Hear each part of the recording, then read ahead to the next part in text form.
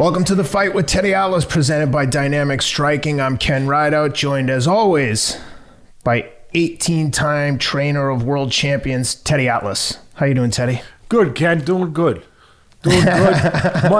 Money, you know, it's all about the money, right, Ken?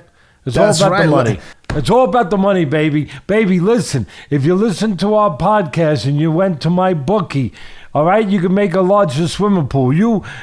I mean, for you could put another lane in your bowling alley, right? Whatever it is. But this episode it's about the money. It's about the money, man. Floyd Mayweather. He made no qualms about it. He was very honest about it. He said, if you're gonna go let me rob money, and it's I don't have to have a gun, and you're not gonna arrest me for it, I'm gonna go get it.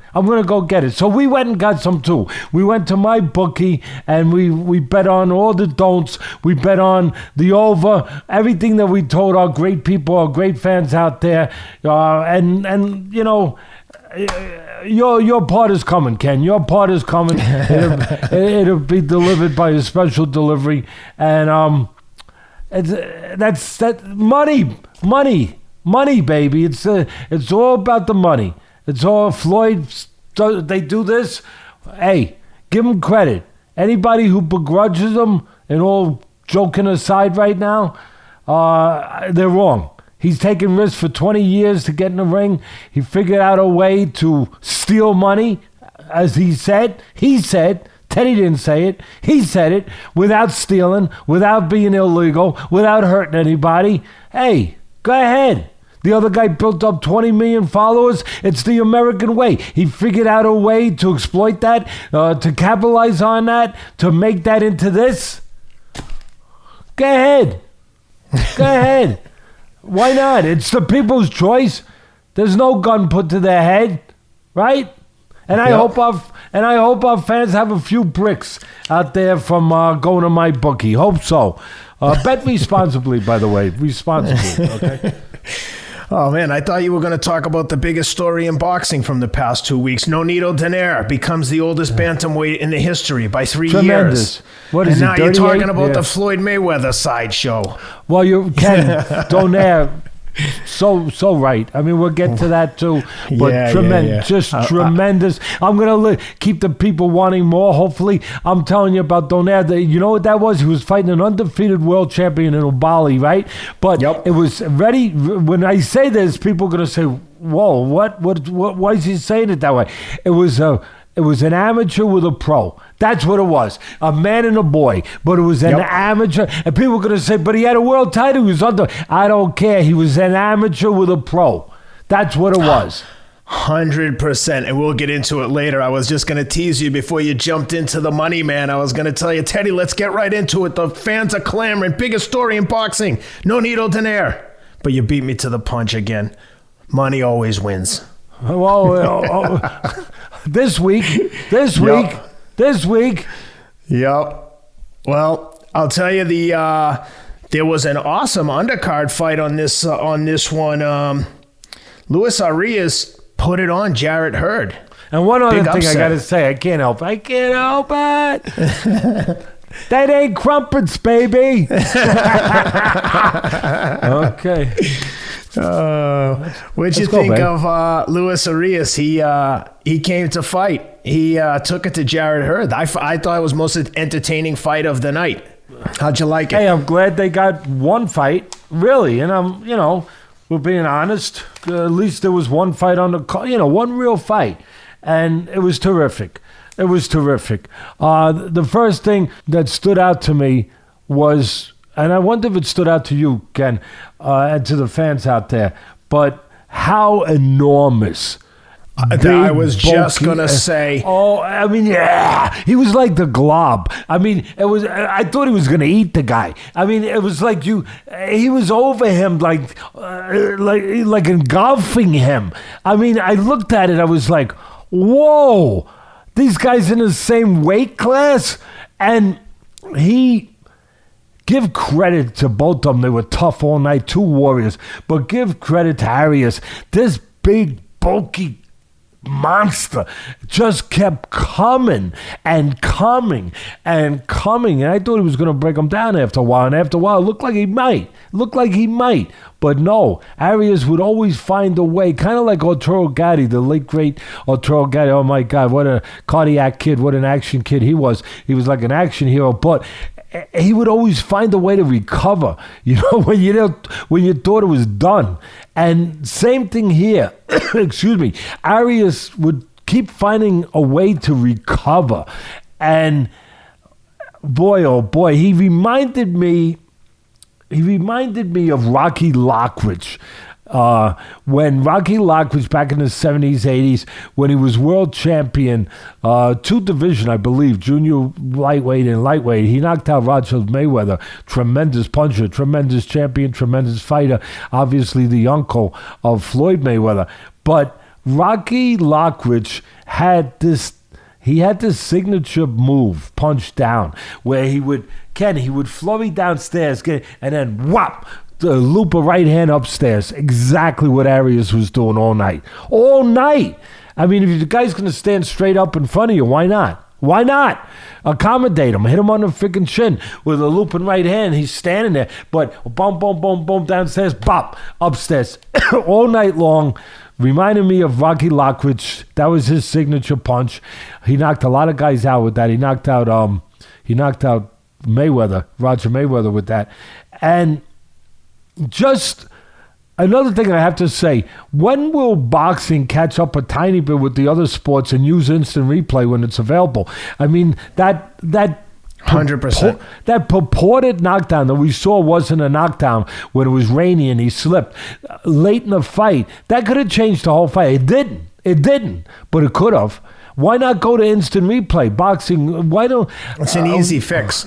Yeah, it's so easy. And why the commissions, these separate commissions that are out there, we know we don't have a national czar, we don't have a national headquarters, a national commission, but these commissions, you're getting paid money.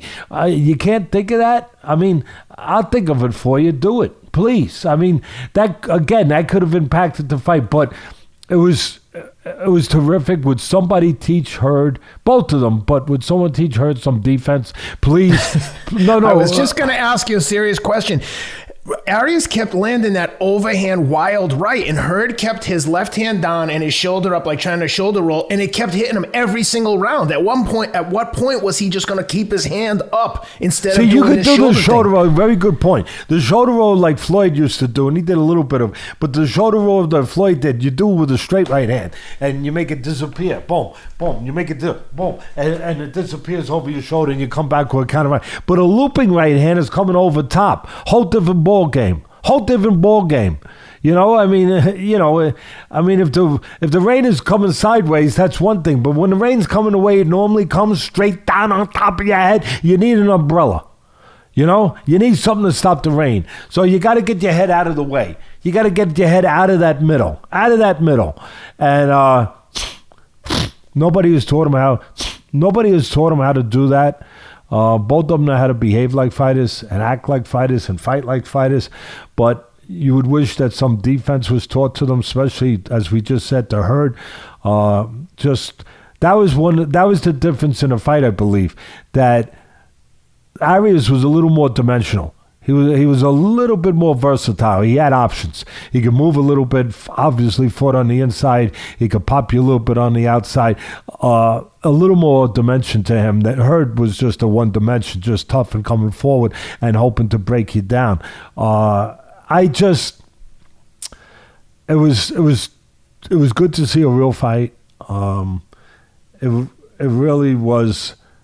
I hope Arias, I'm happy for him. I hope, obviously, they parlay this into something big for him. He deserves it. I'm concerned about Hurd, the punishment that he takes every fight, no matter who he fights. The punishment, I still want to try to understand the commentators and the people involved with him when they were saying, yeah, our plan originally was to box. What do you mean? It was and I'm not trying to be a wise guy now, but how do you think that has what you do and did and you do all the time has any semblance to boxing? I mean, I'd like to learn. I would. I'd like to understand, have a little conversation with them and say, wait a minute, you came in here to box. at what point did you show me that? I mean, because I never saw any evidence of the ability to box that they're talking about. I don't know. And the commentators keep saying it. Well, he was going to box. Where? When? I mean, in what county? In what state? In what time zone? I mean, in what world? Not in this world. I never saw any ability to box. So, or he hasn't shown that. He's shown ability to be a tough son of a gun. But I can't help it. When I saw the size of him, I started thinking, and please, we say what we have to say here and believe to say, and that other people won't say. And I think that's hopefully part of the reason why we have such a big audience that keeps growing. And thank you for that, really, all of you. But we say questions sometimes. I'll say, what would the public be asking if they were watching this that I need to answer or at least touch on? And I can't help it. I'm not trying to point any kind of, I'm not in any way point any blame towards him or accuse him of anything. I'm not. There's no evidence of that. But when you see guys that big, you want to just say that you wish the sport had across-the-board testing for PEDs. And again, please, there's no way for me to say it in a way where someone's not going to say, oh, gee, I'm not accusing him. No, because that's not going to give you the bravery he had and the chin that he had or any of that. And you still need to learn the basics to be able to beat top guys. You still need to know how to fight and what those technical basics of how to fight are besides just being strong and willing. And that's been proven a lot of times. What was it? Fernando Vargas many years ago, back in the 90s, when he fought De La Hoya. He wound up being found dirty. People forget about that. He was a big, strong guy. They said, oh, he's going to be able to manhandle De La Hoya, who's a wiry guy. No, De La Hoya stopped him. So it's not about that. But it can make you strong. It can give you certain physical, obviously, advantages. It's not allowed for a reason. And there's other sports seem to be on top of it a hell of a lot better than my sport. Yeah, and again, I'm not. Again, it's hard to say I'm not. I'm bringing it up because that's what we do. Because I would think that a fan watching it would look and say, that guy looks awful big. I mean, maybe he's just on a hell of a weight program, and maybe he is. But, we know that it's prevalent in the sport. We do. We know that. So I'd like to see it. I'd like to see testing on a regular basis for that. I guess I'm not gonna, because you don't have anyone in charge saying this is what it's going to be across the board. You don't have a national commission that's going to implement such a thing and demand such a thing. I don't know. But having said that, another thing I want to make a point that it just led me right into, the old-time trainers. They used to thought it was bad. It was just taboo to be those kind of muscles, Ken. The old-timers that I was brought up with, oh my goodness, they thought that after Carson, but they thought when I went to Gleason, started training fighters after I left Carson, you had Freddie Brown down there, and I was fortunate enough to be able to meet Ray Arcel and, all these great old trainers around during such a golden era of boxing. But they were all against weights. Especially a lot of weights, where they thought that it would make the muscles too bulky, or where they weren't sinewy. They weren't like, you didn't have a fluidity. They felt that it stiffened you, and it took away certain mobilities of you, if I could say it that way. They felt that it was no good to be big and bulky, the old-time trainers. When you looked at Hurd, it kind of makes a case for what the old-time trainers were against the heavyweight lifting, It kind of made a case a little bit that you looked at Arias, who wasn't near that kind of muscular build, and he's able to win the fight and maybe have more fluidity to him, which I think he did. It kind of spoke a little bit. It reminded me of the old timers who were against guys with, with all those muscles. Again, they thought it would make them stiff and be a disadvantage. And it would be more of an advantage to have muscles like a Floyd Mayweather, if you will. But those are all the things that I just wanted to make sure that I touched on everything that I remember seeing. I'd like to see a fight with Hurd because of his style, because of his toughness. I would love to see a fight with Jamie Munguia. Oh, that's a cool one.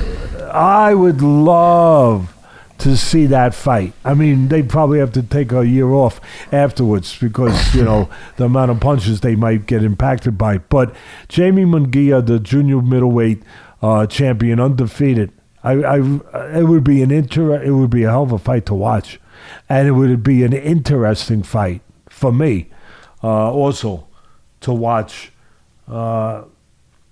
That's it for me. You could take me where you want, but those are the points I felt about that Hurd Arias fight.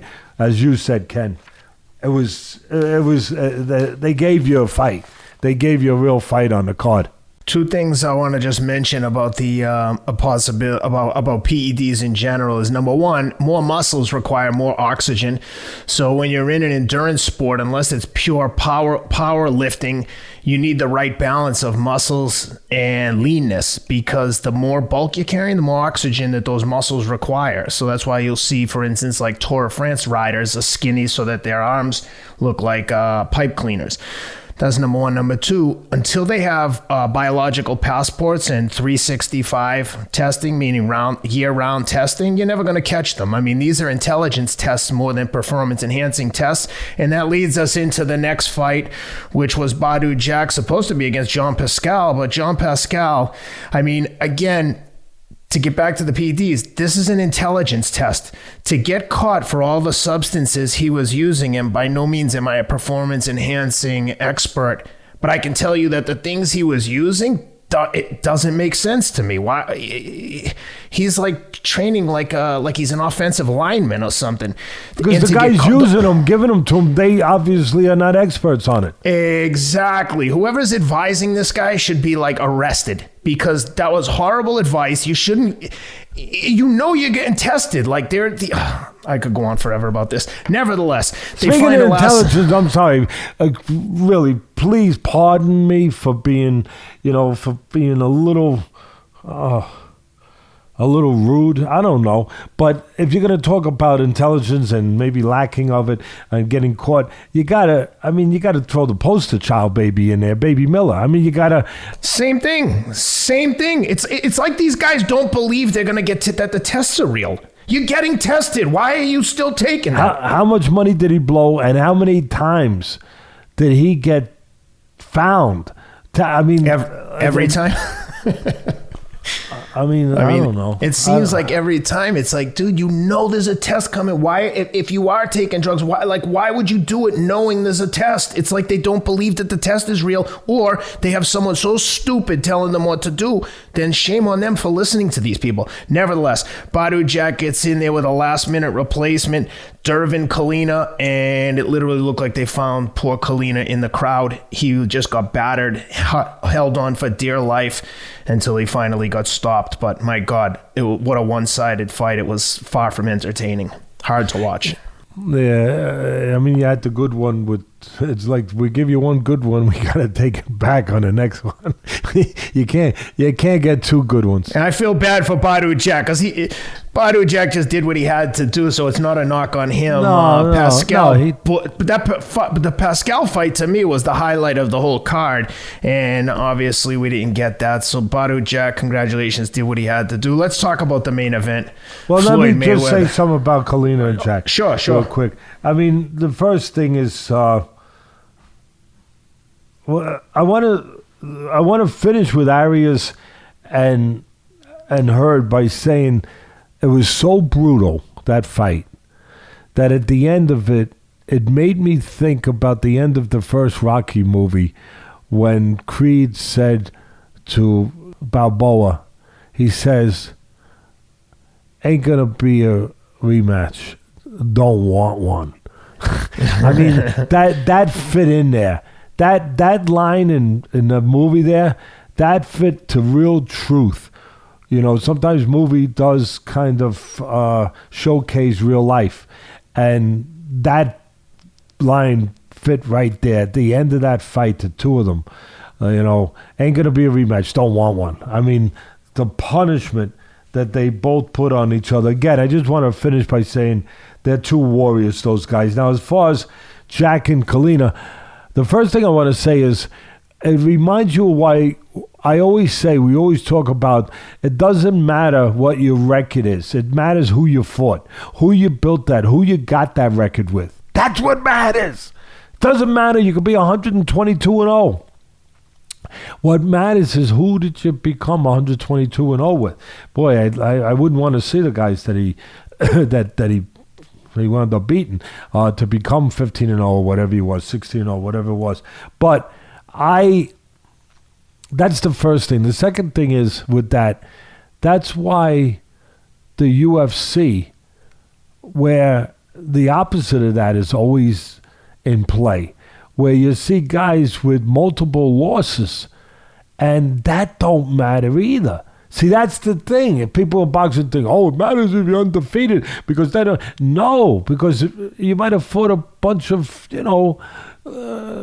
whatever, guys that obviously were put there for one reason. Maybe you shouldn't walk past the cemetery that week because you might fall into the hole that one of them came out of. I mean, I don't know, but that's what the old timers used to say. Don't walk near the cemetery this week because, some of those guys are going to be on the card.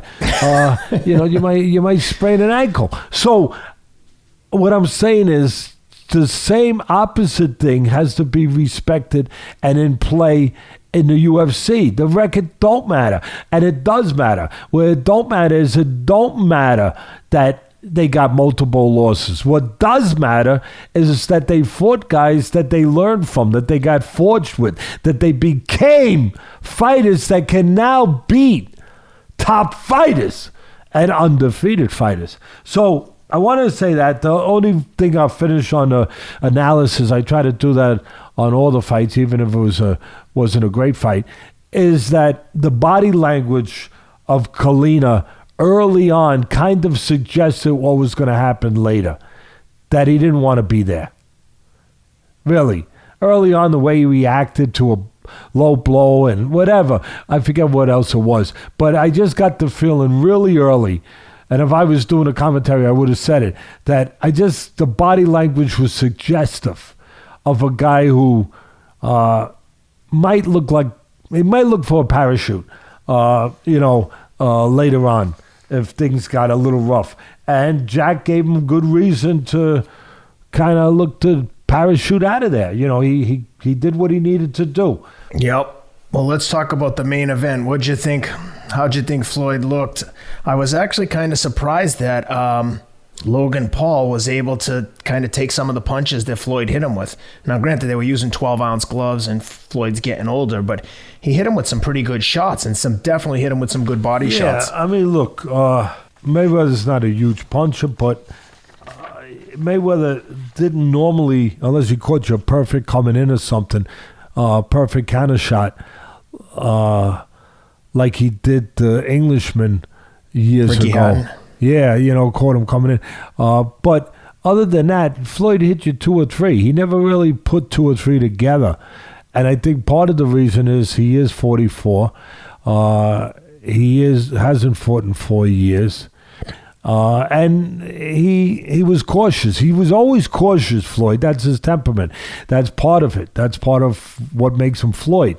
But I got the feeling by watching that he's even more cautious now as he's older, because he understood that there was still a risk with a big guy like this, and so he didn't push the envelope in that area, because I don't think he trusted his reflexes and everything that's normally there for Floyd Money Mayweather. I don't think that he felt that nobody knew it better than him. And I think that he knew that he couldn't trust himself to open up, if you will, when there would look like there were moments to open up and maybe get the guy out or push him down the cliff. He's going down a little bit, the cliff. Give him a push. To do that, you have to be able to get into a certain rhythm, a certain offensive rhythm. That means reflexes. That means all 8 cylinders are striking at the same time. You're hitting on all cylinders like a well-made engine in a car. And I think that the driver of that car knew exactly what the engine could deal with and what the engine could be asked to deal with and asked to be pushed to. And he didn't push it to that because he was cautious, because he was concerned. You're supposed to be concerned if you're smart. And I think he was concerned at this point that to do the things that he would have done 5 years ago, 6 years ago, would have taken something that's not there anymore. And Floyd doesn't take uncalculated risks. He doesn't. He doesn't. And that's what makes Floyd Floyd. He's a pitcher in a baseball game. He's never going to give you that pitch over the plate. He's just not going to give it to you. He'll walk you. He'll walk you if he has to, but he ain't giving you that freaking pitch over the plate to blow you away, because that's not his game. He's going to hit the corners. He's going to change the speed. He's going to disarm you. He's going to remove the bat from you. And this was very similar. Listen, we take our medicine very well when we're wrong. And we're right. We don't overdo it. A little bit. I mean, a little bit. This might be. Well, I was going to say that you basically. It might be overdoing it a little bit.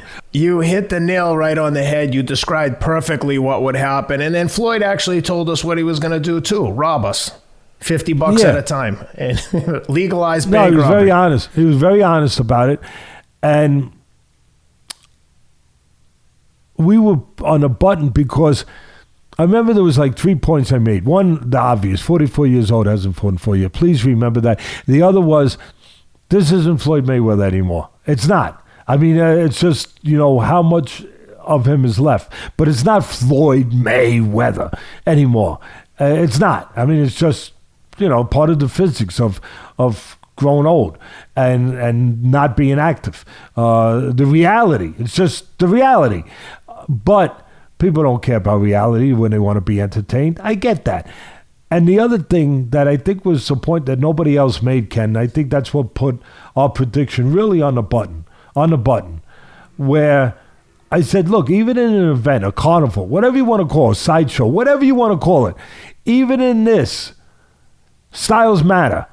Styles make fights. Styles matter. And I reminded people, Floyd Mayweather was, and always will be until he's 100 years old. God bless him. Let him live to 100. He will always be a counterpuncher, a careful guy, a thoughtful guy, a cautious guy, not a seek and destroy guy. He will always be that.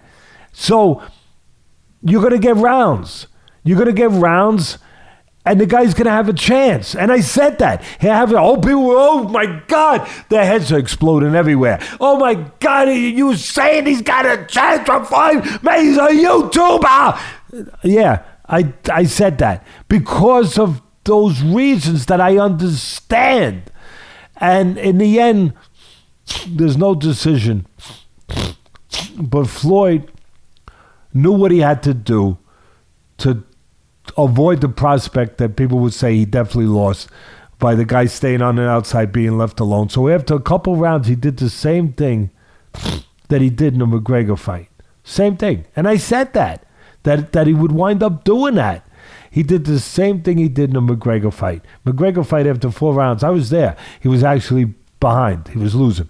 Then he said, oh, shoot, I can't be Floyd. I can't be the counterpuncher. I got to tuck up, cover up, put the earmuffs on, get into the peekaboo, tighten up, and I got to walk this guy down and break them down and take them into my world, or the world of boxing, the cauldron, the furnace of feeling pressure and what it can do to people. It breaks pipes, it can break people. I got to go and do that. And it's not my style, but I have to do it now. And he did it with McGregor, and he got to him. It was a longer fight, but he got to him. And that's exactly what he did this time. Instead of waiting 4 rounds, he did it after a couple rounds. He saw the same thing. And he said, oh, shoot, all right, this is what I got to do. And he did. He started walking him down and breaking him down a little bit. And there were opportunities when he was doing that, instead of hitting him with 1, to hit him with 2, 3. And I think he would have got him out maybe. We would have seen really the behavior of Paul. Hey, listen, I give Paul credit. He behaved okay. But we really would have seen it tested to the utmost, to a higher level, if Floyd started saying, okay, I'm going to hit him with 3, 4, not just 1, and I'm not going to let him tie me up. I'm going to take a step back and keep the rhythm of the offense going. But that takes risks. That takes reflexes. That takes the old Floyd. So he wasn't able to do that. I want to make it very clear. I give Paul credit for training, getting in shape, learning the basics. I give him credit for taking advantage, building up a 20 million views or whatever the heck that stuff is called, followers, and then capitalizing on it. It's the American way. He was smart. He was able to capitalize. He found a way to do it without hurting anybody. It's your choice to give the money. So I give him credit for being smart that way. I give credit to Floyd, and I give Floyd don't need me to give him anything, but for my position in this sport, I just give him the right to always grab as much money as he can for all fighters and himself or any fighter. Why? Because he spent over 20 years in an at-risk business. At-risk business where, like I said on ESPN all the time, you go in the ring, you come out of it with less. There's always, it's just a matter of how much less, but you always can come out of that ring with less of yourself. So he's been in that business most of his life. He has earned the right to go and capitalize on this stuff. This whatever you want to call it, the sideshow, this Jerry Springer factor, whatever you want to call it. He's earned the right to make as much as he can freaking make if the market's out there to support it. And obviously it is. I don't know if it'll continue to be. I don't know. There might be some people that say, you know what, I heard some boos. You heard some boos. So there might be some people who say that one and done. They might say one and done. And hopefully, Floyd don't need to do it anymore. But, and I don't know that you could connect doing it with that he's gone through money that he needs. I don't think you could connect that. I think it's just like Floyd said. He's very honest about it.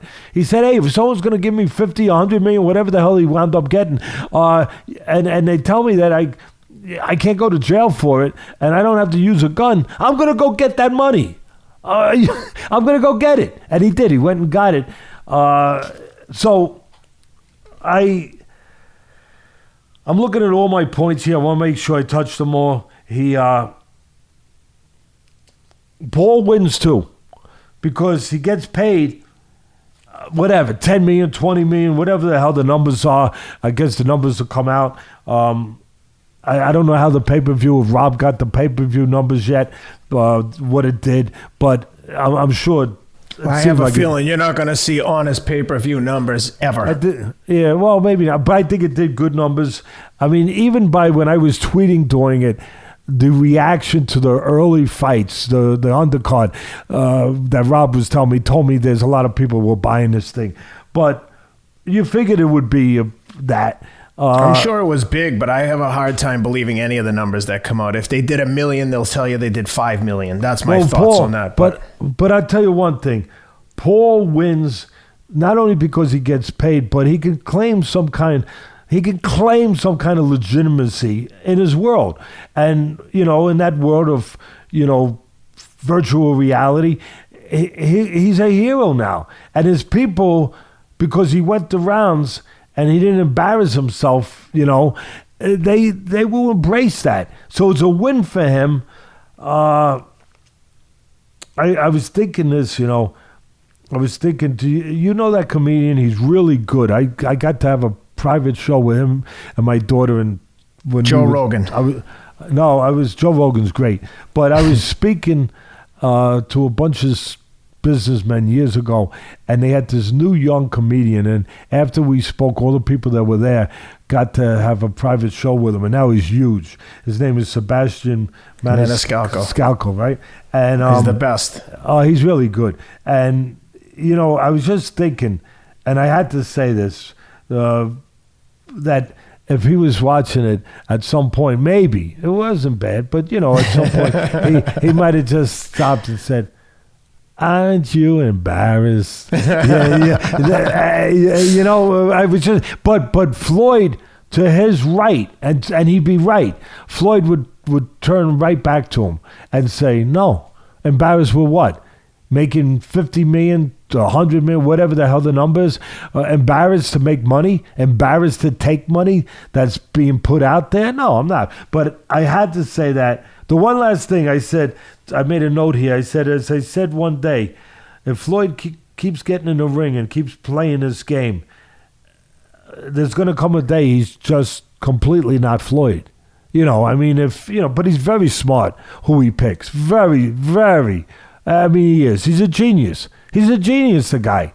A business genius and a promotional genius. And he's basically, I just made a note to myself that even now he's basically half Floyd. He's halfway there to not being Floyd. And, if he goes too long and makes a mistake, it might get to a time where instead of Mayweather, the name would be Mayweather. Whether or not. Whether or not. And, WHETER. Yeah, it'll be your guess, whether or not. But I'm more interested right now. I wish we had a call-in. I really wish we had that component where I could hear the people talk to me and you right now and just tell me, were they embarrassed that they bought it? I can speak for all of them. Yes, I was pissed. I didn't like it. I was like, man, this is like, come on, get him, Floyd, or don't get him. Ugh. I was embarrassed. I didn't like it. I'm bummed out that I paid for it, but congratulations to Floyd and Paul. They made a lot of money, but I didn't find it to be overly entertaining. I found it to be frustrating. I mean, with the exception of the Hurd fight, the other fight was a one-sided beatdown with one guy holding on for dear life. Shouldn't have been in the ring with Badou Jack. And then Floyd and Paul. Anyway, speaking of Sebastian... No. You represent the fans, Ken. I want to ask you another follow-up for you. Yes. This is important. Does it hurt the future of this sideshow business, whatever we want to call it? His brother's going to be fighting another UFC former fighter, or he's still a fighter, but he was great, the fighter that he's going to fight, tremendous, but he's way past his peak. Tyron Woodley. Yeah, Woodley, and the other Paul's going to fight him, and will people be more hesitant now about buying that or any of these future events? I don't think so. I think that each one has like a unique component. I thought the Ben Askren one was unique because I couldn't imagine that happening to Ben Askren, but it did. And I feel like the same curiosity with Tyron Woodley. I mean, even when Floyd was at his peak, there were times where I bought the pay-per-view and I was like, man, this is the most frustrating defensive counterpunching fight. There were many Floyd Mayweather fights that I felt like it wasn't that much fun. I mean, I get it. He's highly skilled. He's a counterpuncher. He's a defensive wizard. He's the best. But that style, I'd rather watch Jarrett, Hurd, and Arias fight 20 times than watch that kind of defensive counterpunching style. So I think that those fights still there's still an audience for those sideshow type fights. I just didn't like this one. And you don't think that this hurt that audience or that future, prospects of that growing the way it's grown? Maybe with a handful of like hardcore boxing fans, but I think the majority of people tuning into this were like, I mean, you got all the boxing fans, but I think that they get a huge audience from their like reality YouTube crowd that are tuning in out of curiosity, that aren't necessarily buying regular pay-per-view boxing matches. All right, that's good. That I just needed to ask you. That's my thought. All right. But I'm going to see, speaking of Sebastian Maniscalco, I'm going to see him Saturday night in Nashville. I want to tell him that you said hello.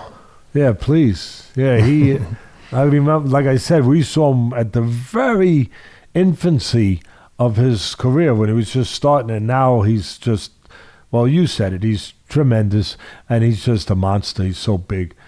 Chicago guy. He's got that heavy, like, Chicago Italian accent. He's funny. He's a really funny guy. I love the physical motions when he kicks his foot up, you know? You know, and he just, when he looks at you and he goes, aren't you embarrassed? Well, hey, let's talk about after the pay-per-view. I was up super late because I taped the Four Kings documentary on Showtime, which was unbelievably good. You stole the show in that one. I loved every minute of it, reliving the time with Tommy Hearns, Sugar Ray Leonard, Hagler, and Roberto Duran. Wow, what an awesome program! They like really captured the time and the atmosphere of the time. What an awesome production! And your narration was great. How'd you like it? I thought it was really good.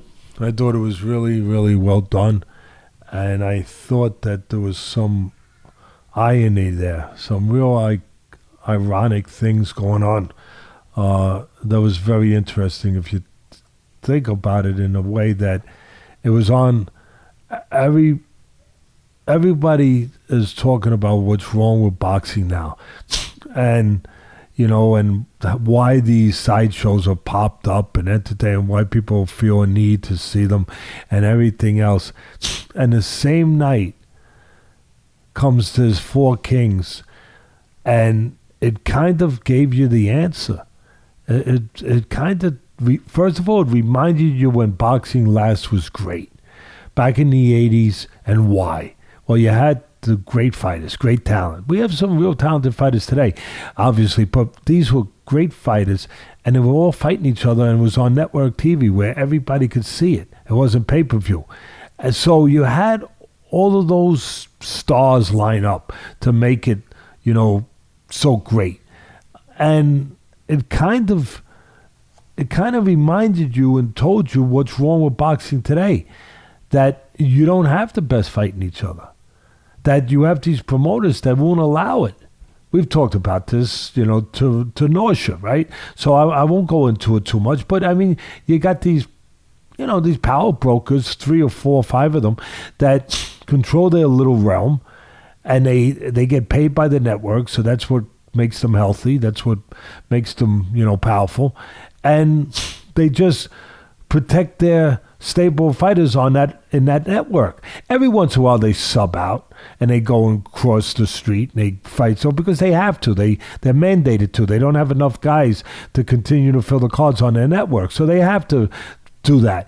But for the big fights, you know, just one, the poster child right now would be Spence and Crawford. It's not getting made, and welterweights, and it's not getting made because of what I'm talking about. Because different promoters control the different fighters, and they're not going to allow them to fight each other if they don't have control, unless it becomes, the magnitude of it becomes so enormous, like it did with Pacquiao and Mayweather, that you have no choice.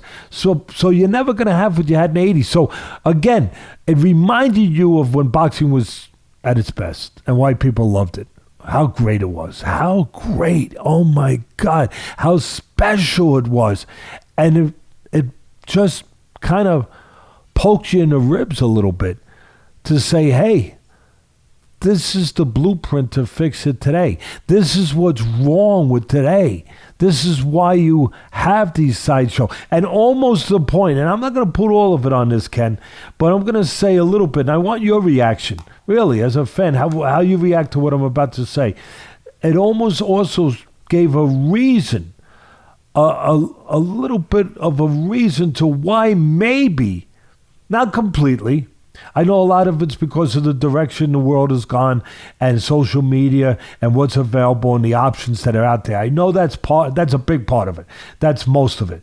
But how much it could be laid to blame on that the promoters will not give the fans what they want, that they're thirsting and hungry and starving and looking for something, and they're not getting it the way they got it in the 80s. They're not getting it from the promoters. They're not going to get the fights they want. They're not going to get Crawford and Spence. They're not going to get all the other ones that would have been similar to the Leonard Duran's, Hearns, Hagler, matchups. You're not going to get that with the best fight in the fest. So part of it was almost like Exhibit A in a court of law watching this Four Kings. Like say, there's the culprit. Here's the reason why boxing is in a less of a state than it should be. Why the UFC is surpassing it with numbers when it comes to regular shows. I'm not talking about if you put Canelo with a great fight or if you put Fury with Joshua. I'm not talking about that. That's a different universe. But on the fights, week to week, regular fights, UFC is starting to blow boxing out of the water with the numbers and the growth that it's showing.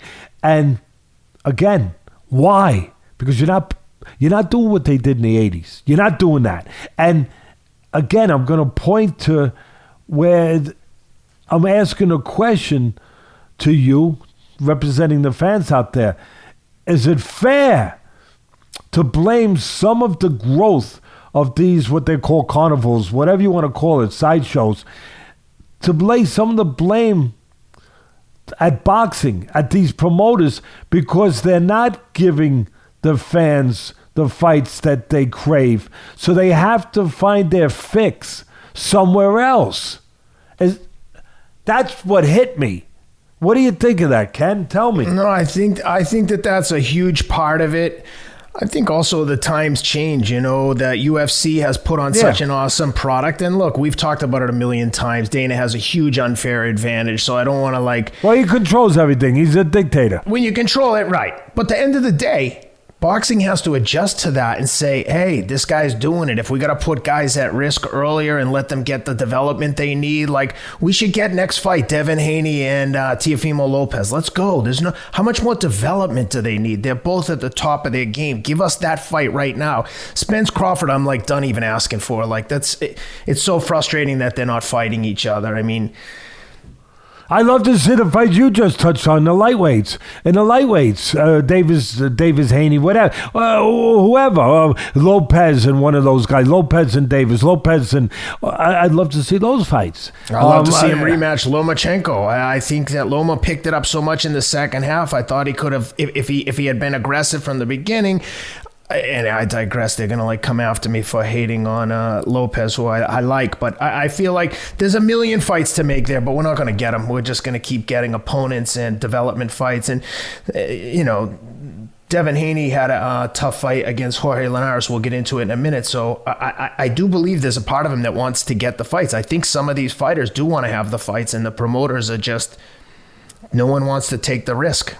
Again, I think, to your point, yes, but I think that the Four Kings, or the Kings, whatever they call it, I call it the Four Kings, sometimes they call it the Kings, but it's a 4-part series, so every Sunday it's going to be on, I believe, 8 o'clock consistently on Showtime, 1 hour, so you're going to see 4 parts, and I would recommend you see it, as you just did.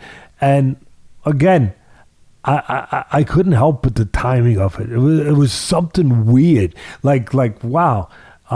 It really was reminding you of what the freak. It's almost like they were putting a blueprint out there and say, hey, listen, you guys screwed up boxing. You screwed it up.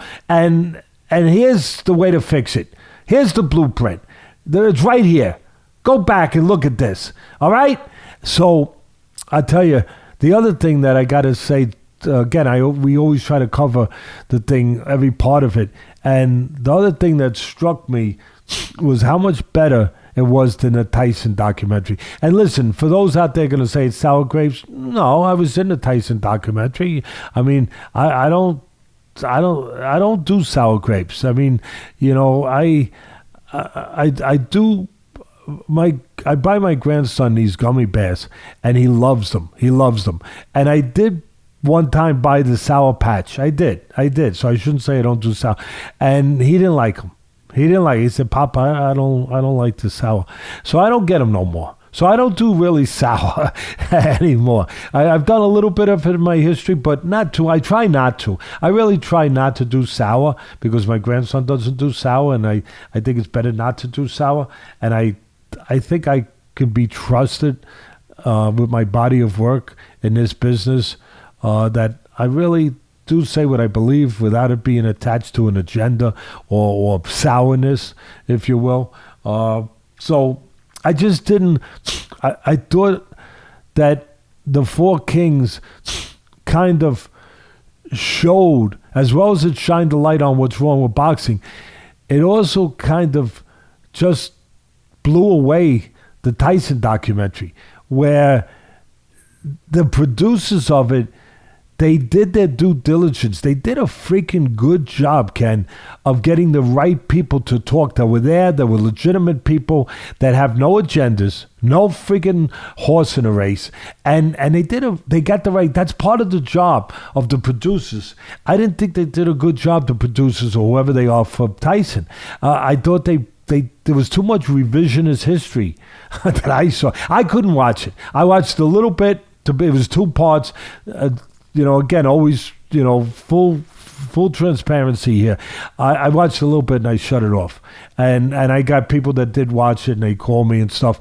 And but I just could not, because when I saw some of these revisionists changing history, I was like, I can't watch this. And I blame it not on the people because they got a chance to have their 5 minutes of fame, all right. But what I blame it on is the producers who went and got those people. They didn't do their due diligence. They didn't make sure they were getting somebody who's going to be accurate, who's going to be legitimate, who was there, or not only there, but there without an agenda. And they did a poor job with that. They really did. I'm sorry. If you did a great job, I think my reputation could be trusted enough that I would have said, you know what, you did a great job. But I didn't think they did. They reminded me that there's a possibility that there is such a thing as reincarnation. Possibly. I never really thought too much about the phenomena of reincarnation, but they kind of touched on that a little bit, because the little bit I did watch, there was a guy, and I'm not going to embarrass him by saying his name, because he can handle embarrassment himself. You know what I mean? He could do that himself. I'm not going to do that. I mean, and say all I'm going to, but what I am going to do is say that, wow, he did make a statement or an argument for reincarnation, because when he spoke about being there the first time that Tyson walked into a gym, which, of course, I was there with Customato and Bobby Stewart, the man who brought him down, the guard that brought him down, and there was someone else there. But this guy that talked so passionately about it, unless there's reincarnation, he came back as somebody else, he wasn't there. No shame. So I'm just saying, so the producers, guess what? You screwed up a little bit. You screwed up a little bit. Like De Niro said in that movie, Goodfellas, he insulted him a little bit. He insulted him a little bit there. It was just, that was it. That was enough for me. That was enough. So, I'm out. Yeah. I'm out. So, but the Four Kings, it was great. And you know what? Boy, they did a good job of cutting it and all the cinematics to it. And, oh, my God, the footage is there. They got the footage. You talk about having a treasure trove. Wow, they have a treasure trove. But they're using it the right way, and they're using the right people to lead you and to take you down that trail, that journey. Oh, it was magnificent. And the way they cut it, to lead to the next segment. They cut it with Duran beating Leonard, and then so dramatic and so to the point, leading to wanting you to see what's going to happen next. Like, that as great as it was at that moment, as top of the world as this poor kid from Panama was, he owned the world. The world was his oyster. That he had no idea the storm clouds, the disastrous storm clouds that were about to come as he was getting ready for the rematch. Yeah. And what would take place, and of course, no mas. But they just led to that. Oh, it was like, yeah, I want to see this, And man, I think it's just it's very well done, and I'll be looking to see the rest of them, and hopefully people will enjoy it and remember that time. Remember that time, the 80s. It was a hell of a time, Ken. It really was. You had the best fighting the best. And then even in the light heavyweights, that later on, that I don't know if it was the 80s or the 90s, but later on, you had Matthew Saad Muhammad. It's a whole different thing now. But I'm just saying, you had him fighting Yaki Lopez and Jerry the Bull Martin, and then later Kwawi. He's fighting all these. And what a action fighter tough action fighter Saad Muhammad was. And he's Matthew Saad Muhammad, and he's fighting, he's fighting all these guys, and all these top light heavyweights just in and out on ABC, on whatever network it was, on a regular basis. Wow, it was a hell of a time to be a boxing fan. Yep. Well, we touched on the lightweight division, and we mentioned Devin Haney 2 weeks ago. We were off last week. We pre-recorded the Mayweather preview. But Devin Haney beat Jorge Linares in a unanimous decision, but Jorge Linares put a scare into him at the end of the 10th round, had him really on Queer Street, like stiff legs, wobbling back to his corner. Credit to Devin Haney, though. He kept it together. I mean, he hung on and did what he had to do to get through the last 2 rounds, but thank God that happened at the end of the 10th and not in the 5th or 6th, because he did not look good the last 2 rounds, hung on for dear life. And, Jorge Linares far from his prime, but I thought it was a good step-up fight for Devin Haney. The confusion with the WBC, WBC, they've got Teofimo has a belt, Devin Haney has a belt. It's just, what's the point? And it just creates confusion. People are claiming Teo's the unified champ, but Devin Haney has the legitimate belt too. They elevated him when they made Loma the franchise champ, or whatever cockamamie name they have for it. But anyway, what'd you think of that one? Yeah, listen, Linares, 35 years old, and Haney, 22, 23, very young. 22 years old. 22, wow. Listen, going into the fight, Linares 46-5 was his record. All 5 losses, he was stopped. I know there were cuts in some of them, but his only loss where he's not stopped is Haney. So it speaks a little bit. And this is a Linares who's moved up in weight classes to a naturally bigger Haney. So it does speak that Haney, is terrific as he is, in so many areas, boxing, skill-wise, technique. He's not a big banger. He's not a big puncher. And, Haney did what he does. Haney is a sharpshooter. He's a skillful boxer, controls range, goes in and out, puts combinations together. He's smart. He's responsible defensively for the most part. He's really a guy that when you watch him, he's pretty to watch. He's if you said, hey, this is what I want. If you took a young fighter and you said, look, I want you to be a master technician, a master boxer in that ring, you might show him a Haney fight. But what you wouldn't show him is where during the course of that, and the reason I made the point that, that Linares had been stopped 5 times, and Haney didn't stop him, is that being that he's not a puncher, all of that boxing, he's got to do it for 12 rounds. And that means he's going to give his opponent 12 rounds a chance to catch him. That means you better not make too many mistakes. And that was shown. You made the point beautifully that Haney, as good as he is and as good as he looks, he makes mistakes. One of them is he drops his hands. So when you do catch him, you catch him clean and you impact him. You hurt him. You can hurt him.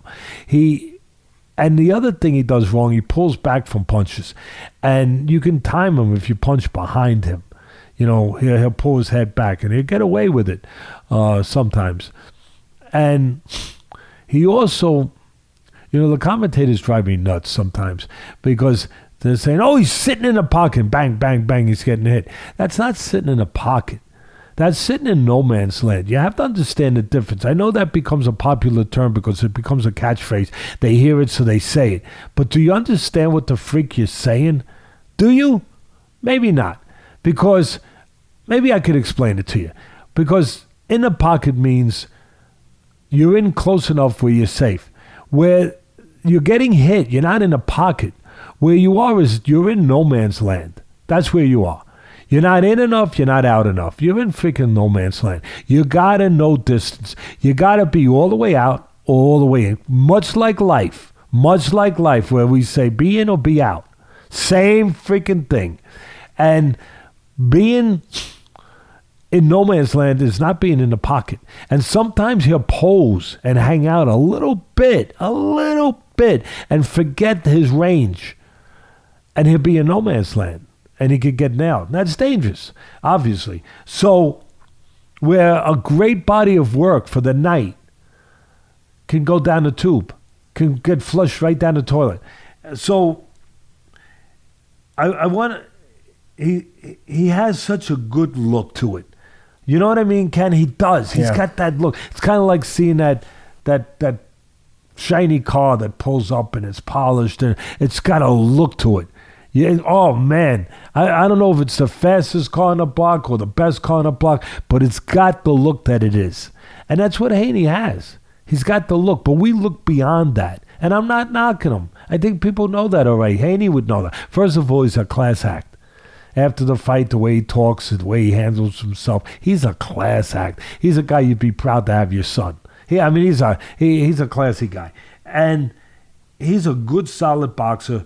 Sharp combos, defense is good for the most part, as I said. Technically solid. He handled a guy for the most part who was slower, who was right in front of him, who he was going to be able to show his stuff with. But to the credit of Linares, he made it a good fight because even though he was slower, because Haney has good hand speed, even though he was slower, he used his experience to do the one thing I always talk about, to try to time Haney. See, timing can beat speed.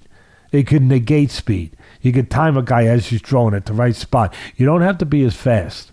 You have to be calm and you have to be experienced to do that. And you have to be willing to kind of get in the lion's cage, and do that. And Linares, I give him all the credit in the world. He was looking to time him all night. And he caught him a couple times. He just missed him a few times. But he was looking to punch at the right time and make up for his lack of speed or the speed disparity that was obviously there. The other thing is he finally caught him in the 10th round, I think it was, as you said. He finally caught him. And he caught him again because of a mistake. Because for as good as Haney is, he drops his hands. So when you catch him clean. And he does something that I don't know if he realized what he's doing. He stops over on the right side. You don't stop on the right side because you're still in the path to the right hand that's over here. So you don't stop there. You go back over here and you stop on the left side if you're an orthodox fighter. You stop here where you're outside the right hand. He stopped over here on the right side. And you're in the punching lane. It's like stopping your car in the middle of the highway. You don't do that. You get off the friggin' road. And so that's got to be corrected. But if he had his hand up, it would have been blocked instead of getting caught the way he did. And he got caught and he got hurt. It's fortunate that it happened at the end of the round. You made that point. It's fortunate that it happened at the end of the round because he was hurt.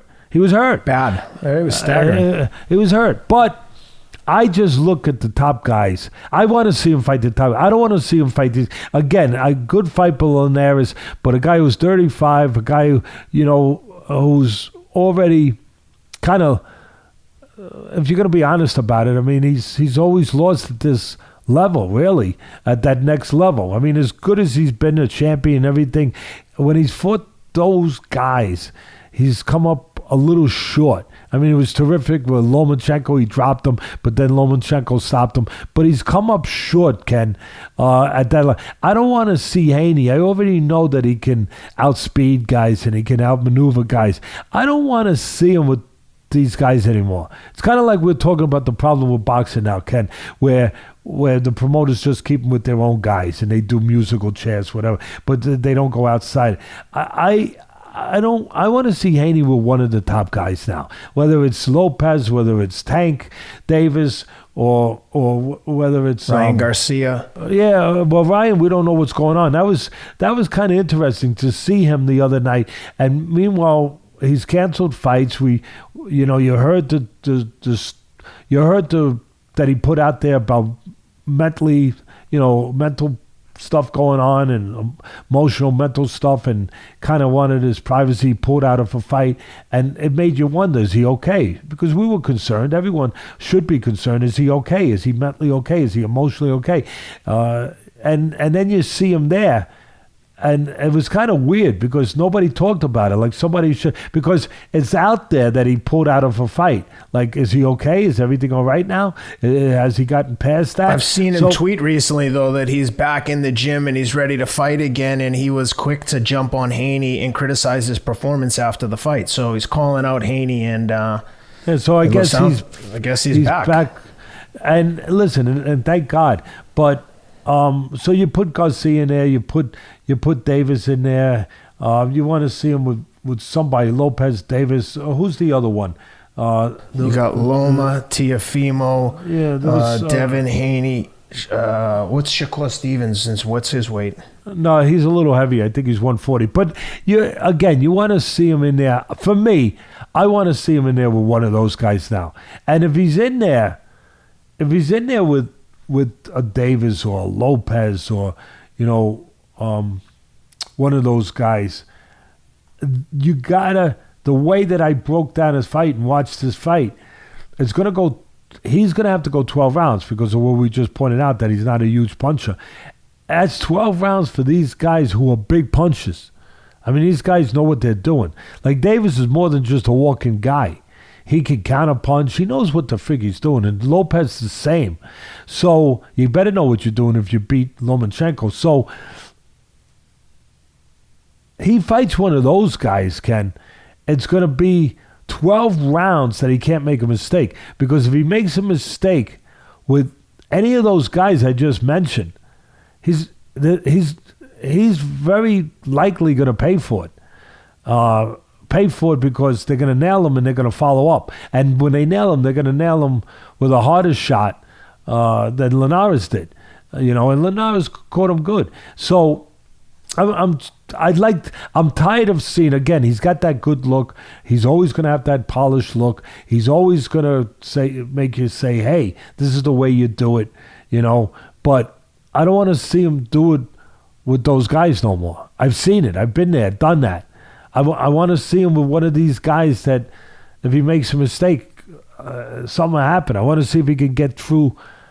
I want to see if, it's kind of like when they give you that coat. Someone buys you a raincoat. They say it's rainproof. I want to go out in the rain and see if it's really rainproof. You know what I mean? I want to see if it works. Does this thing work? Does the stuff pelt off? Hey, that's cool. Wow, that's nice. I want to see if it works. I want to see now if Haney, if that boxing, the stuff he does, that's great. Does it work with these top guys? I know it works with these other guys that are a little bit beneath, but does it work with the top guys? And the final thing I'm going to say about Haney, he's one-dimensional. As good as he is, people are going to probably at first say, really? I didn't think that because he boxes and he's so sensational looking, but yeah, he is, because everything he does is in front of you, back and forth, back and forth. He doesn't really give you angles. My suggestion would be, every once in a while, give an angle. Instead of going back and forth, go to the side, left side, right side, just to mix it up a little, to make yourself a little less one-dimensional. That's the one thing I noticed with breaking them down that you could add, besides keeping your hands up when you move your head, because when you do get caught, hey, you're going to get caught clean. And he did. Well, one other fight I wanted to touch on, we mentioned it earlier, Nonito Donaire becomes the oldest bantamweight champion ever by over 3 years, 38 years old. Stopped Nordine Oubaali, undefeated WBC champion. Nonito Donaire looked awesome. I think he's carrying tremendous confidence after giving Inoue all he could handle, breaking his orbital bone. Love to see Nonito Donaire getting some more fights in at this stage of the game. It's all gravy for him at this point. No one would have faulted him from walking away after the Inoue fight, and now he's back and he's the WBC champion. What'd you think? Congratulations. Bravo. Really. Like George Foreman said, age is just a number. George Foreman proved that. Wow, experience is so important. Talent, all that, yes. Experience. Soon as I saw it, the first thing was I had to see it. Again, we always full transparency. I had to watch the replay of it, and you guys got it for me. Rob got it for me on YouTube. And the announcer, I forget his name, but the guy that was doing the commentator, I should say, was doing the commentating. I think it was a guy, Flores, that he was a ring announcer for us. When we were doing Friday Night Fights years ago, and other fights too, but he was a ring announcer. I don't know that. Oh, I don't know. I mean, his voice is okay, but it was just I was hearing some punches that were being landed, but they were being landed in that I didn't see getting landed, and they were being landed by the wrong guy. That was being told to me. So I'm like, wait a minute, if you're gonna do this, you got to have be a little better than that. Just a little better in those spots, maybe. Just because you were the guy announcing who's in the blue corner and who's in the red corner, that don't mean that you have the expertise yet. Really. It doesn't mean you have the expertise to be a commentator, a play-by-play commentator. And if you're going to do it alone, you take on the dual role of color commentator. Wow, that's a lot. And I don't know. I turned the sound off. I turned it off. Now, it didn't sound bad, but I was like, I'm getting confused. I could confuse myself, Ken. I don't need someone else telling me a left's landing when it's a right. I'm already confused. I'm mixed up already, Ken. So I was just like, here, let me turn it off. Maybe I'll get through this a little better. And so I'm watching it. And it took me about 1 minute to evaluate what I was seeing. I was seeing an amateur with a pro. I was seeing one guy in Oubaali who was throwing fast punches, quick punches, but he was running at a almost, not frenzied, but almost frenzied. He was running too fast. He was running too fast, and he was throwing punches from too far away. He was shadowboxing. I'm watching him saying, wait a minute. These punches aren't even landing, and it's not that Donaire has to make a miss. They're just coming short because he's throwing them from the wrong range. He's just throwing. I had one guy just throw. I know he's a world champion. I know he was undefeated. I get it. He had a belt. Okay, his pants won't fall down. All right, he's got a belt. But people are going to say, hey, how can you say he had a belt? Yeah, I know. We went over that already. And he's throwing from too far away, and I'm watching this other guy, Donaire, and he's calm in his world, and he's just waiting. He's looking, and he's just looking for spots that he knows this guy who's throwing from too far away, that's just throwing punches, maybe he shouldn't throw sometimes, is going to give him a spot, is going to give him an opportunity, it's going to give him a window, and bang! He's gonna take it. And I saw that immediately. I think he caught him in the 4th round, whatever it was. But I'm watching him say, wow. Look at this. Look at the contrast. One guy, he's the champion, supposed to be whatever, but he's thrown from too far away. He's running on kinetic energy a little bit. And the other guy is just waiting for his moment, as if he was, I could almost read him telepathically. I felt like I know what's in his mind. I know what he's thinking. He's thinking, you're moving too much. You're doing all this. I'm just going to zero in on you, and I'm going to nail you. I ain't worried about all these punches. I ain't worried about a decision. I'm going to nail you. And I'm going to hurt you. I'm going to knock you out. And that's exactly what he did. He only threw when it was time to throw. He only threw when he was in position and balanced to throw. And his eyes, his vision. We talk about vision. That's vision. Seeing things. Seeing what's in front of you. And he saw the openings. He saw that when Oubaali would throw, he would pull his hand away a little bit, and he would leave a little bit of an opening, a little bit of daylight. And he got in position just watching him, Ken, moving him into position like playing chess, just moving him where he wanted to move him, just looking for his moment. And then he saw, boom, left hook, boom, bang, hurt him. He knew he was going to do that. I knew he was going to do that. Really, I knew he was going to do that. It was fun. And I'm saying, wow, it's fun to watch a real pro. And he made the other guy an amateur. And the other guy, I'm not taking nothing away. I'm just saying it the way it is. What was that? Howard Cosell years ago. He was pretty good. I know people hated and loved him. But telling it like it is. Howard Cosell. You know, it got on you a little bit. It was a little rough. But I'm just, I'm just telling you what I saw and like it is. And there was only one guy who was going to win that fight. And you could see it. If you know what you're watching, you could really see it.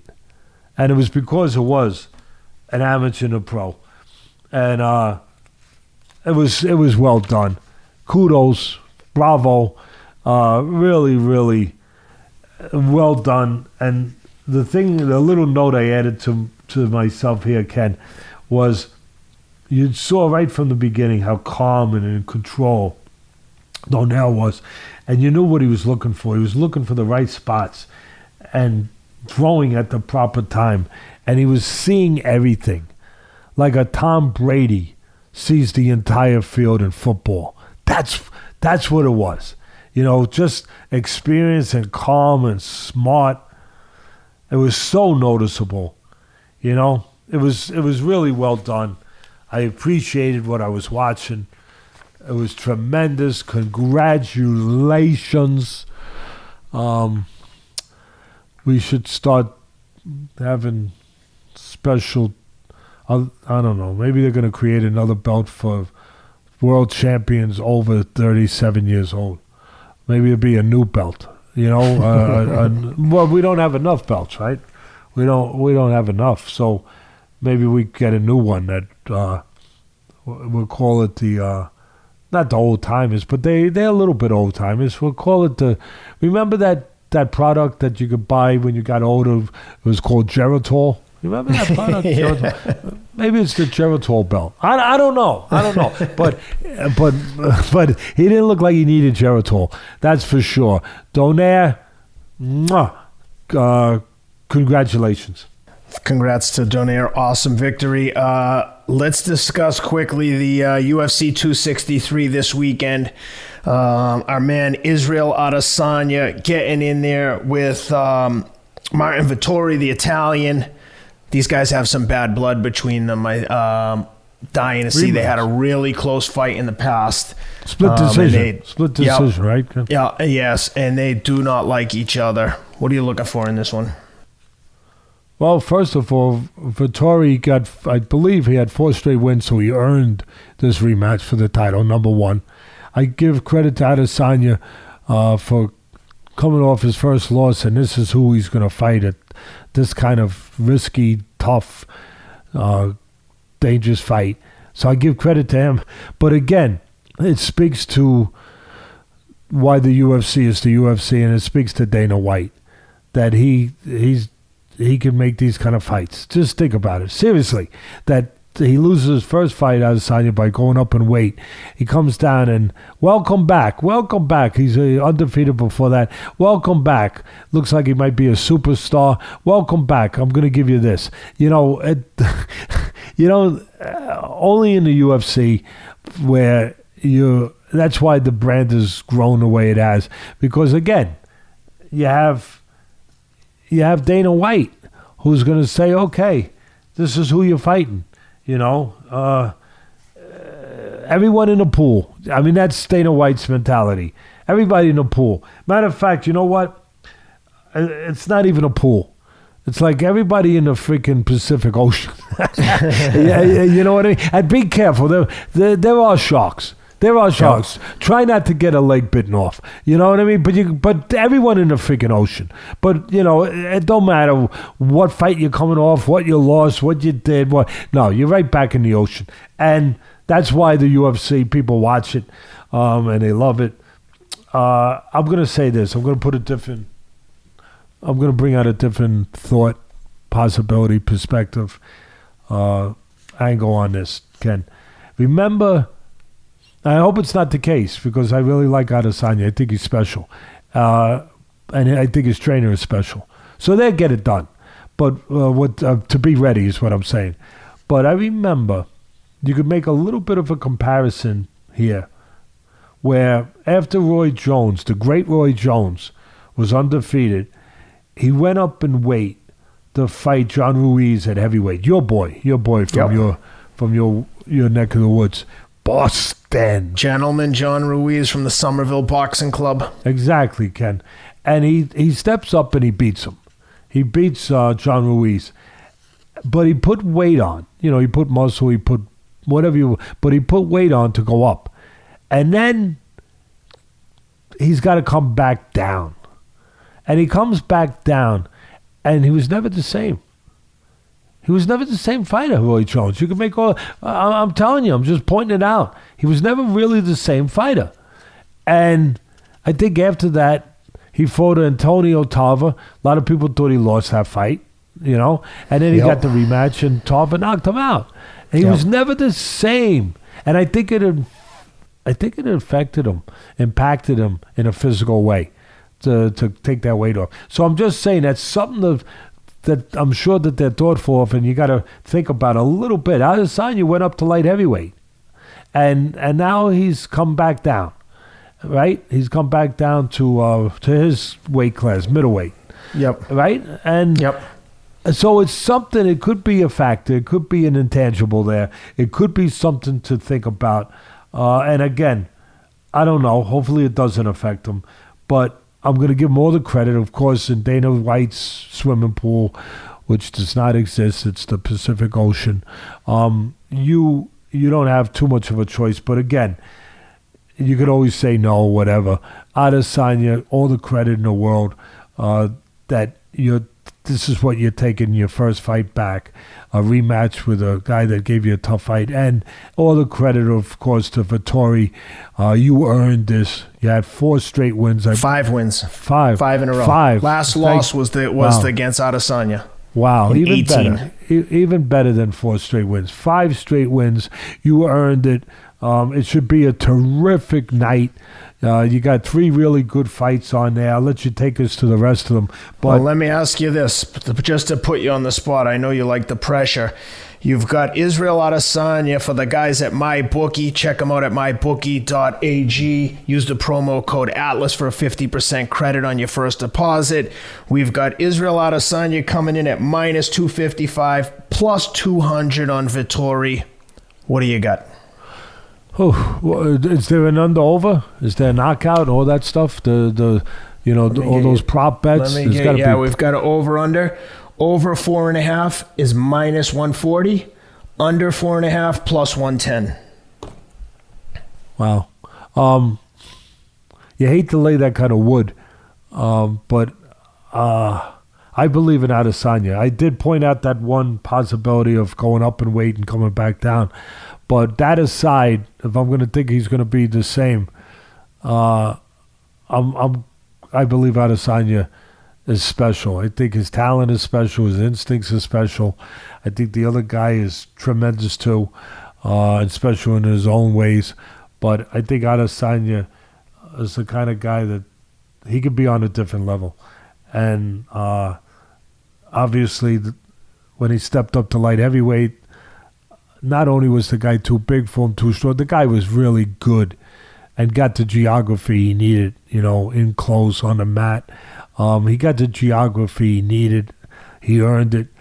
And he didn't allow Adesanya to be the athlete that he has been in other fights. He used his size smartly to an advantage. But having said all that, I just got the feeling, I want to ask you if you got the same feeling, Ken. I got the feeling watching that fight that Adesanya, taking nothing away from, his opponent that beat him, but in the way that I just described, and give him all the credit in the world for it. But I just got the feeling that on that night, Adesanya wasn't Adesanya. He wasn't at his best. I'm taking nothing away, but something was, I don't know. There was a spark. There was something that just wasn't there. It wasn't there. Like he wasn't just doing things instinctively. You just wonder how much of that was that he was in there with a big, strong. No, I said that. I agree. Yeah, no, you're right. No. I don't think Izzy put on too much weight though. I think he just didn't cut weight. Rob's going to check the actual weight when he weighed in against Ayan, but I don't think that Izzy put on the weight like Roy Jones when he went up to fight the quiet man. Johnny Ruiz, not the gentleman, but I don't think that I don't think Izzy put on a ton of weight. He said he could weigh as little as one. Adesanya told Ariel that he could weigh as little as 193 pounds at the weigh-ins. That was not the case, but Blachowicz weighed right on 205 limit. And the title fight, and he'd weigh about 220 on Saturday night. So he was probably had a good, 25, 30 pounds on him. No, of course, no doubt. But what did he come in? So he weighed in at 20 and a half pounds. For the fight, 200.5 pounds. So I think he basically just didn't go through the weight cut. You know what I mean? I think he walks but around he still, at that. Maybe, but listen, he still got in the ring where he normally gets in it. Yeah. You could say all you want. I get what you're saying, but you could say, he normally walks around, but he don't normally get in the ring at that weight. I don't care what he walks around at. I care what he trains and when he gets himself honed down to be ready to be an MMA champion. And now we're gonna see. I think that's what you have to think about. Does that affect him? I'm gonna say that he's gonna get back to his form mentally. I think mentally was part of it. He's gonna get back to his form mentally and physically and technically, and I would look for him to win that fight. I don't love laying it, but if you want to take a flyer bet, you could say that maybe something happens earlier this time. Maybe you could say that along the lines of what I just laid out, that maybe he's been affected by coming back down, or maybe he's more prone now because he was more available in that fight with the bigger guy. He didn't use his athleticism as much. And if that's the case and he's going to just stand and strike more, which I don't say it is, maybe something happens earlier. But again, if a gun's put to my head, I'm going to go with the distance, and I'm going to say Adesanya's going to win it. And I'm going to go with some rounds. Yeah, you give up minus 140 on the over 4.5. Yeah, I mean, that's not too bad. That's not too bad. And what do you have to lay if you take Adesanya 2-1 or 255 minus 255? That's a lot. That's a lot. That's a lot. I mean, I could see people if they wanted to take a flyer on the side of Vettori because of what I just said. Yeah. I could see for that price. Yep. If it's even money, I'm not taking a flyer. If it's even money, or if it's 140, I'm not. But at that price, I'm tempted to. But at the end of the day, I'm going to go with the guy who I think is special, and until he shows me that quality is non-existent anymore. I'm going to go with Adesanya, and I'm going to go with some rounds. Hey guys, this episode is sponsored by our man Bardia Helmy and PremierFightPicks.com. With UFC 263 and Bellator 260 both happening this weekend, this week is a great time to give Bardia a try. You can test his picks out for a weekly subscription of just $49.99, which gets you all his bets for this weekend and get you his max bet on the recently announced Jake Paul versus Tyron Woodley fight. This fight's going to be huge, as we saw with the Logan Paul and Floyd Mayweather. There was a ton of action on that fight. Bardia's longtime success stems from a rich history in martial arts with over a decade of training, competing, and coaching experience. And he's been on fire as of late, hitting 8 of 12 picks on this past week's fight night. He even predicted Santiago Ponzinibbio to defeat Miguel Baeza when not many others had this fight. So be sure to head over to PremierFightPicks.com to subscribe, and also follow Bardia on Instagram at PremierFightPicks, where he gives out free bets and analysis. He'll also be giving away a free 1-year subscription worth $999 to a randomly selected follower on June 9th at 12 p.m. Pacific Standard. So make sure to jump on Instagram and give his page a follow. Well, co-main, we have Davidson Figueiredo and Brandon Moreno in a rematch. This fight, the first time around, was unbelievable. All action, little guys. They just never stop like the ever-ready Energizer Bunny. These guys go. And good-spirited fight the first time. What are you looking for here? People born round don't die square. People behave that way, fight that way. That's what they are. That's what they are. Floyd Mayweather going in there, I told everybody, you think you're going to, people were yelling, some of the commentators said, one round knockout. I'm like saying, I got a headache over here. You know what I mean, Ken? Like, wait a minute, I respect everybody. But where you coming with 1 round? Do you understand what Floyd is and what he's not? He's a counterpuncher. He's a defensive wizard. He ain't going after somebody getting 1 round. I mean, that's not what he is. Forget about this, that, boom, bop, bop, bop, beep, bop, boom. Forget all that. He's not that. And with this fight, they are what they are. You're going to get another freaking good fight because they probably don't know how to fight any other way. They probably don't know how to do anything but behave that way when it comes down to it and give you that fight. So it's a hell of a card. And then what do you got? Nate Diaz. You talk about the energy. I'll let you take me there. But I just got to say, you talk about the energy bunny that just keeps on ticking, no matter what the licking. Nate Diaz. You talk about tough. I mean, so many of these guys are tough, but wow. He's another poster child for that. But go ahead, take me there. That's the third one, right? That's the... Yep, Nate Diaz against Leon Edwards. Nate Diaz, to your point earlier about boxing and UFC, about the records.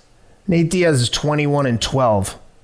He's probably the most anticipated fighter, one of the most anticipated fighters on that card. He could headline a show with 12 losses. I mean, he's done it in the past.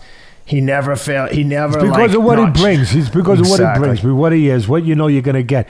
You know what's very similar to, and I mentioned his name earlier, Ken, and you beautifully set that up. You know what it's similar to? Arturo Gatti. Arturo Gatti was one of the few fighters that could lose a fight. You were still watching him the next month, and 2 months later, 3 months. You were watching him. You marked it down on your calendar. Oh, he just lost 2 in a row. I don't give a damn. I don't give a damn because I know what he's going to bring. Same thing. And there's not too many guys that fall into that category.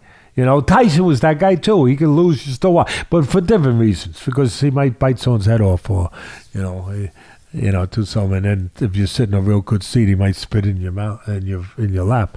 You know, but no, I'm just kidding around. But it was a morbid curiosity to Tyson that he might do something a little strange. You know, but. But Gatti, you knew what you were getting no matter what. And I think it's the same thing with Nate Diaz. You know what you're getting, the behavior, this warrior, this samurai, this savage, as my son compliments these football players that he's with the Raiders in his position as assistant director of scouting. Raiders, baby. Let's not sleep on the Raiders. So this guy's a savage. There's a lot of savages in the UFC, but he's in there. He's in really tough with Edwards. Very. Because when you get hit too much, and that's part of your strength is absorbing and getting hit, and now you're in there with a guy who can take advantage of that, and you make yourself sometimes too presentable or too cooperative in that area, if that's the right way to put it. But you hit a rock, you bang a rock, and it's a big giant rock, and you bang it, and you're hitting it with a hammer, and you hit it every day, and nothing happens. Nothing happens, Ken. Nothing happens. And then after about a year of that, one day you come and you rest on a rock. You put your elbow on it like this, and whoop, a piece of the rock falls off. You didn't even hit it. But don't forget how many times you hit it before. Nate Diaz is, he's a savage. He's a hell of a man. But you'll wonder when the Rock has had enough. You just wonder. That's all. I'm not counting him out because of his character, because of what's in here. So you can't count that out. And he's been off for a while. And you know what? Everyone says that's a disadvantage because he's been inactive and he's older now and he could be the Rock. I get it. But you know what? I've seen it. When you let a guy that falls into that category of taking a lot of punishment, you let him rest. Sometimes they get a little rejuvenated.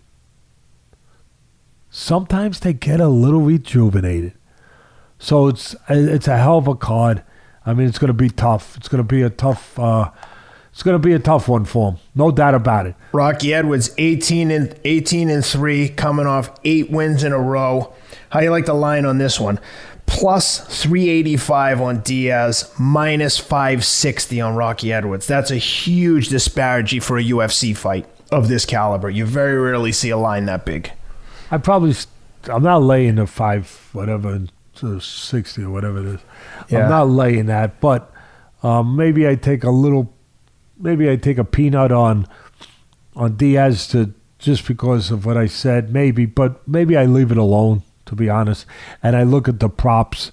What are the props for knockouts, distance, over, under, all that stuff? The over-under on that one is 4.5 rounds, minus 115. Under, even money at 4.5, minus 115 for both. Over-under 4.5. I might take a shot on the under. I agree. But mybookie.ag's got all the lines. I'm sure they'll have all the prop bets ready to go for UFC 263. Again, use promo code ATLAS for a 50% credit on your first deposit. Don't use up all your winnings because you got a lot of winnings there from the Mayweather Paul that we gave you. So don't just use a little of it. Use a little of it. Save some. Don't use it all. Be conservative. There's some huge fights coming up this summer. We're gonna have we're gonna be busy. We've got some fight plans to put together. We got Spence and Pacquiao. We got a Fury and Wilder rematch. There's a bunch of good ones in the pipeline. So and of course we got our man Dustin Poirier in with Conor McGregor on July 10th in Vegas. I'm going to that fight with Rob. I'm excited. It's gonna be a good one. Try not to distract Dustin before the bell. Please, never control yourself, God. Hey, Dustin! I'm here. Hey, listen, remember, control that range, that distance. Don't stay at the end of his left hand. All right? Okay. All right, Dustin. Come on. Can you hear me? I'm going to be calling throughout the fight. I'm going to be giving you some instructions. Make sure you're listening. Okay? Move your head. Control that range. Don't let him counter you. Don't walk into any traps, all right? Okay. Come on, loosen up. Don't stand there. They call me Angelo Dundee at the fights. Thank God you're here. Yeah. That's well, great. This was fun, Teddy. Thanks so much for doing it. Appreciate everyone for tuning in. We'll be back with you next week. Lots of good action coming up, like we said. Thanks for the time.